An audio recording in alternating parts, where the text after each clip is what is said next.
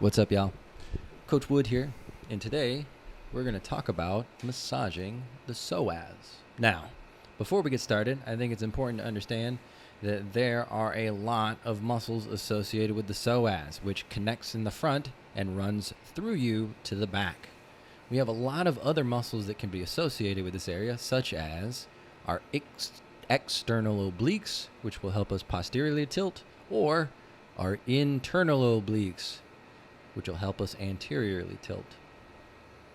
So as we're digging in the psoas, that might be something we feel, and we might not know the difference between tilting our hips and lifting and extending our spine, which is a little different.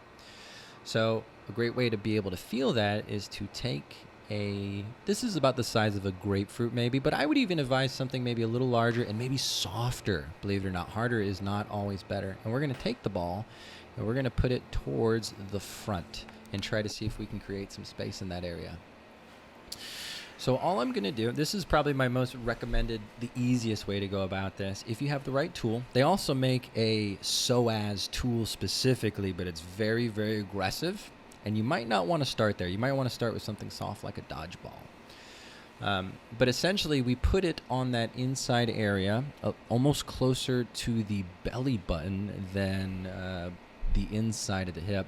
And you want to make sure that you don't have it too far on the inside of the hip, because there are some arteries and veins and blood flow issues that could arise while you're hanging out here. But this is it.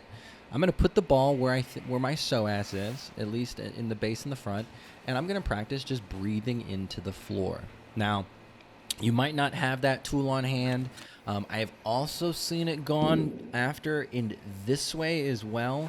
I don't find this remains as effective if you have the right tool to lay down, but you can take something like a kettlebell. You definitely need a lot of weight to be able to do this. And I'm going to take the kettlebell handle and I'm going to place it on that psoas muscle. And because this muscle is associated with flexion and lateral flexion of the spine, if I move this foot, it'll actually floss the muscle and I'll slide it back and forth. But again, the face down variation, a little better.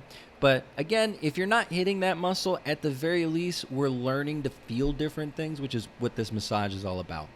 Your transverse abdominis, can you feel your psoas? Can you separate your obliques?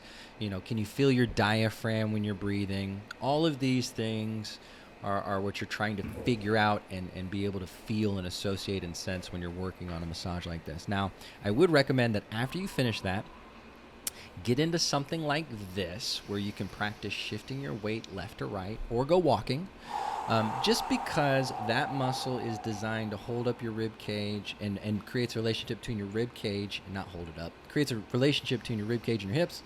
And that left to right lateral flexion, it can get really convoluted and we can get messed up. And so learning how to shift our weight can really assist in being able to feel what we massaged a little better. So I'd like to say, if you have a moment, please like, subscribe, or comment. I appreciate you stopping by the channel. Hopefully it's been extremely helpful for today, but that is massaging the psoas in a nutshell. If you have any questions, feel free to pipe up below or ask for any further information on upcoming topics. Again, this is Coach Wood saying know better, do better, feel better. Peace.